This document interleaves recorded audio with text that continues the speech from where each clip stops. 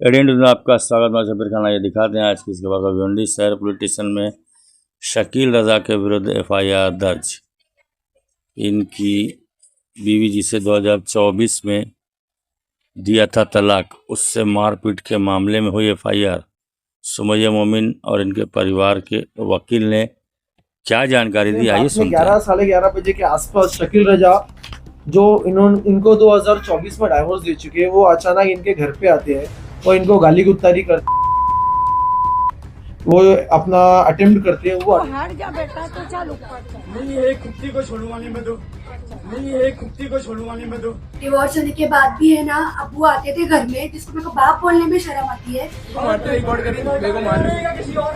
जो कि बच्चों को वो पूछते नहीं कभी, पूरी जिंदगी मतलब बच्चों को नहीं पूछे, पूरी लाइफ वो ऑफिस में गुजारे। लड़कियों से, कई लड़कियों से संबंध था, मैं बहुत बार उनको पकड़ी।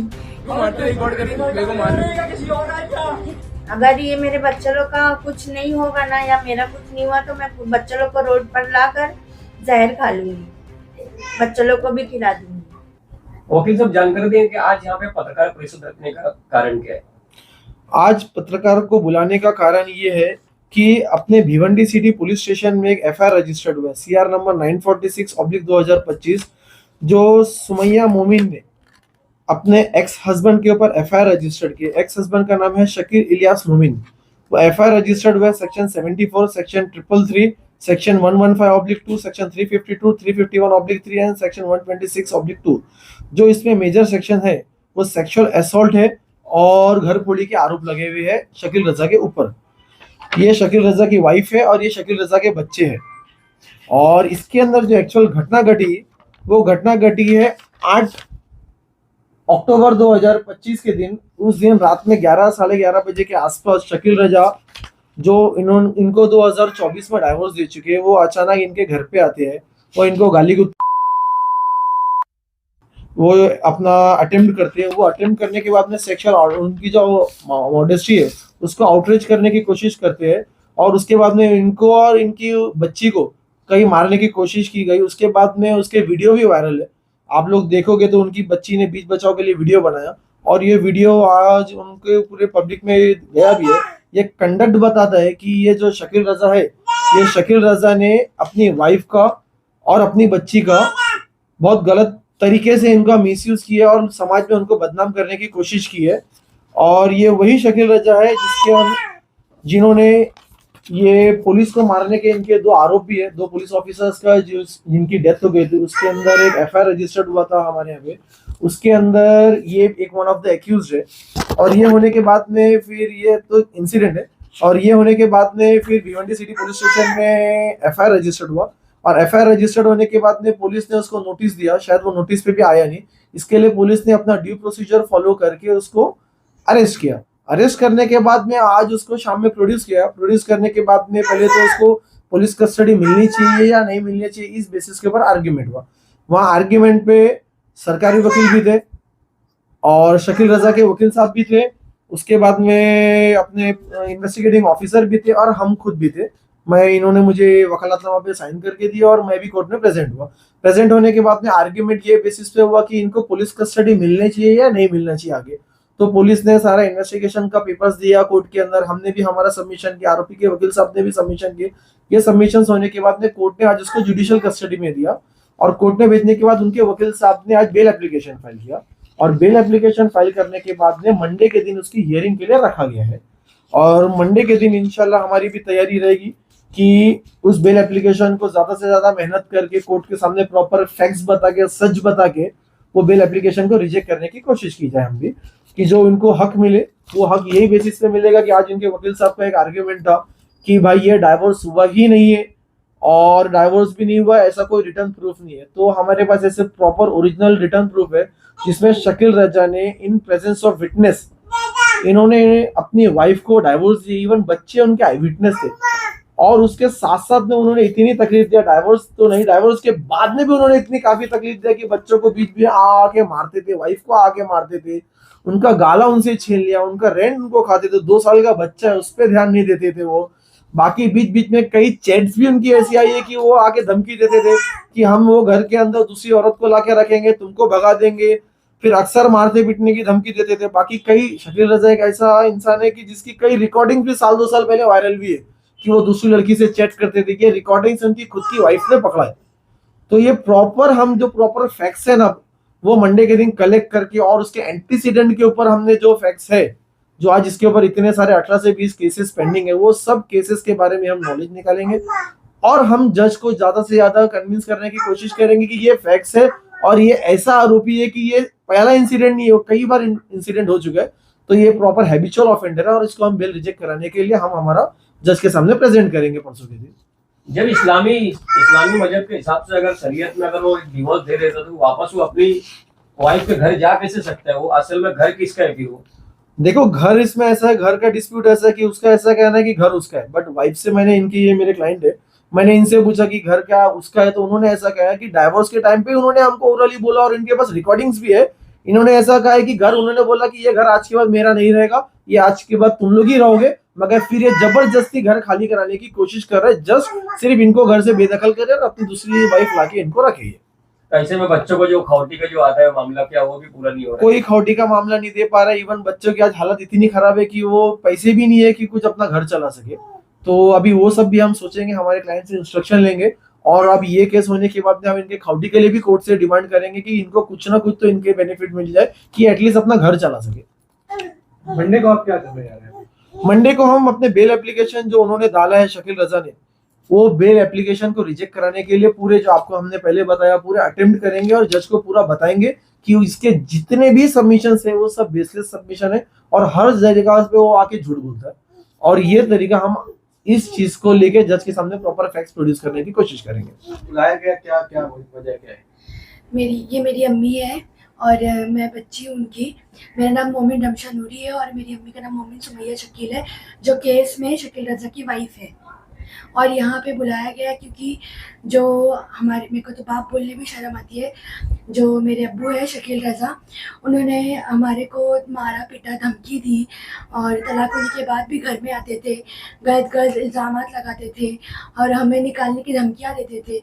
हमें बोला गया था कि ये घर आपका रहेगा, लेकिन फिर भी हमें धमकियाँ दी जा रही है अब कि वो घर से तुम लोग को निकाला जाएगा, मैं दूसरी शादी करूँगा और उसको ला के रखूँगा वहाँ पर। मेरी अम्मी को बदसलूकी की, मेरी अम्मी के साथ गंदा सलूक किया मेरी अम्मी के साथ। जब हम रोकने गए मेरे बाप को तो उन्होंने आके मेरे पे भी हाथ उठाया, मेरे भाई पे भी हाथ उठाया। वो सब वीडियो रिकॉर्डिंग का पूरा प्रूफ है आप लोगों के पास, उसमें आप लोग देख सकते हैं।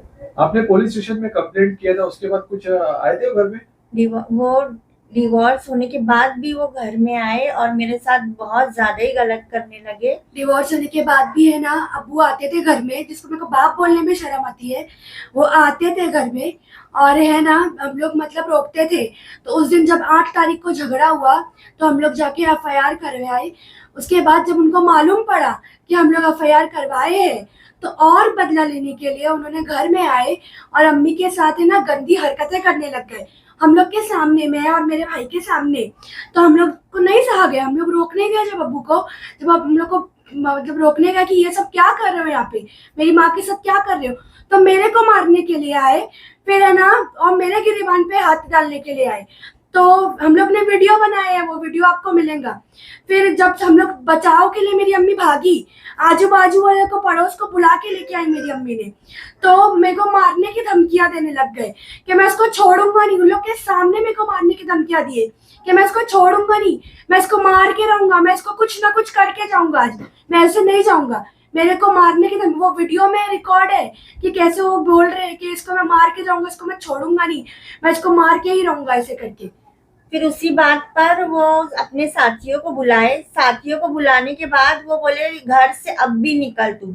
मैं बोली बच्चे लोग कहाँ जाएंगे? बोले बच्चे लोग को मैं संभाल लूंगा। जो कि बच्चों को वो पूछते नहीं कभी, पूरी जिंदगी मतलब बच्चों को नहीं पूछे, पूरी लाइफ वो ऑफिस में गुजारे, लड़कियों से कई लड़कियों से संबंध था। मैं बहुत बार उनको पकड़ी कि ये सब क्या है, तो वो घर में मेरे को रो के खुद से चुप करा के बैठा देते थे, मार उड़ के कि तुझे ऐसा कर दूंगा, तुझे वैसा कर दूंगा, बच्चे नहीं दूंगा। कितनी घर- बार तो अम्मी मेरे को खुद बताई प्रूफ लाके कि देख ये औरत के साथ तेरा अब्बा बात कर रहे हैं, देख ये औरत पूरा चैट गंदी गंदी चैटें रहती थी। तो जब मेरी अम्मी ने अब्बू को कन्फ्रंट करने जाती थी कि ये क्या कर रहे हो तुम हरकत, तुम्हारे 2 बच्चे, तब मेरा भाई नहीं हुआ था। जब दूसरा तलाक देने आए थे तो अम्मी 4 मंथ्स की प्रेग्नेंट थी, तब भी बोलते हैं कि नहीं तलाक हो जाता है, तलाक हो जाता है। हम लोग कितने सारे मौलवी, कितने सारे इमाम के पास गए कि तलाक होता है कि नहीं होता है ऐसे, तो सब ने कुछ नहीं कहा। सब कुछ ने कहा कि हो जाता है, कुछ ने कहा कि नहीं होता है। फिर जब मेरा भाई पैदा हो गया उसके बाद मेरे अब्बा ने वीडियो बना के तीसरा तलाक दे दिए कि अब ले तलाक हो गया तेरा, हम लोग को घर रहने दिए थे ऐसे मतलब। और जब भी अम्मी पूछती थी ना कि औरत के साथ क्या कर रहे हो, ये औरत के साथ क्या कर रहे हो, तो अम्मी को भी मारते थे, मेरे को भी मारते थे, मेरे भाई को भी मारते थे। और एक ऑफिस खोले थे कोटा गेट मस्जिद के पास, अंदर एक ऑफिस है, वहां पे ये सब मसला सॉल्व करते थे। शांति नगर की या वहाँ की सब औरतें आती थी, पूरे भिवंडी की औरतें आती थी। तो जब अम्मी जाती थी ना ऑफिस बाय में चांस बैठने, मैं कभी चली जाऊं तो मेरे को बोलते थे ये क्या है, बोले तू कभी भी उठे सुटे आ जाती है, बोले यहाँ नहीं आने का, बोले मैं बेइज्जती बोलती थी करते थे कि ये देखो ये मेरी औरत है, उठे सुटे कभी भी आ जाती है, ताकि मेरी अम्मी जाए नहीं। हम लोग को तो जाना आना एकदम ही बंद था। और कभी अम्मी चले गए तो अरे अंदर अगर केस ही सॉल्व हो रहा है, मसले ही सॉल्व हो रहा है, नेक काम हो रहा है, तो फिर खुद कड़ी की घर लगा की के औरत क्या हो रहा है, क्या हो रहा है। कड़ी लगा के मसले सॉल्व होते थे। जब मैं बैठे रहूं वेट करते रहूं बाहर, तो एक लड़की बाहर निकलती थी सिर्फ। और रजा एकेडमी, ये नूर मेडिकल के ऊपर रजा एकेडमी है, वहां पे भी हम लोग ने पूछा ना आजू बाजू, वहां पे भी अकेले एक औरत को लेके जाते थे।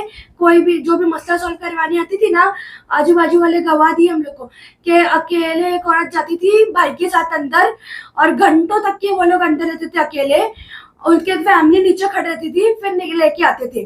और कुछ साल पहले उनका एक लड़की के साथ ये भी हुआ था, वायरल भी हुआ था 2 साल पहले की 2 बात साल है। पहले। यही सब कारण से, ये सब वजह से डिवोर्स हुआ। यही सब वजह से वो खुद देकर गया। उसके बाद भी मैं उनको मतलब बोल रही थी रह सकते हैं, ऐसा कुछ नहीं है, माफ उसके कर बाद दी भी थी माफ अम्मी। कर दी थी मैं। कि अब इतने साल हो चुका है, 20 साल तो 20 साल के ऊपर ही हो चुका है। मैं खुद जब 21 साल की हूँ तो इनकी शादी को 20 साल के ऊपर हो चुका है।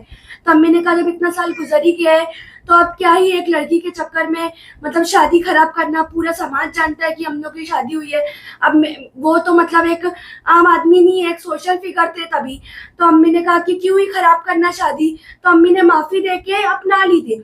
2 साल बहुत अच्छे से रखे हम लोगों को, बहुत अच्छे से रखे, लेकिन फिर आखिर में ये बोल के गए कि ये घर तुम लोग का है। मेरे बच्चा लोग एकदम मोहब्बत से हम लोग को बोले, मेरे को मेरे भाई को, कि मैं जा रहा हूँ लेकिन तेरा बाप मरा नहीं है, तेरा हर चीज हर शौक पूरा करेगा तेरा बाप। ये घर तुम लोग को देके जा रहा हूँ, हम लोग दोनों बच्चों को, तुम लोग दोनों का सब खर्चा करूंगा मैं, जितना भी खर्चा लगेगा ना आगे जिंदगी में सब तुम लोग का पूरा करूंगा। और है ना मेरी शादी का खर्चा कराएंगे। लेकिन जाने के बाद हम दोनों का तो 1 रुपया खर्चा नहीं दिए, जो 20,000 आता था वो भी बंद करवा दिए। अब हम लोग के पास ना राशन का पैसा है ना कुछ पैसा है किसी चीज का, ना वो कैसे भी छोटे गुजारे। बच्चे को पूरा करने के लिए कुछ है। उसका सैरलेक्स डाइपर न जाने क्या क्या लगता है, बच्चा है सबको मालूम है कितना खर्चा रहता है। कुछ 1 रुपया नहीं है अब हम लोग के पास, एकदम खाली हाथ है। अब हम लोग के पास मरना ऑप्शन है या तो हम लोग का रहना सहना चालू करवा दे। वो घर भी छीनने बोल रहे हैं, दूसरी शादी करके वो घर भी लेने बोल रहे हैं हम लोग से। हम लोग के पास कुछ ऑप्शन नहीं बचा है। अब ये बताइए कि जो आपने जो भी बयान दिया ये अपनी मर्जी से दिया या किसी के दबाव में दे रहे ये हो? मैं पूरी अपनी मर्जी से बयान दे रही हूँ, किसी के दबाव में? किसी के कोई दबाव नहीं है।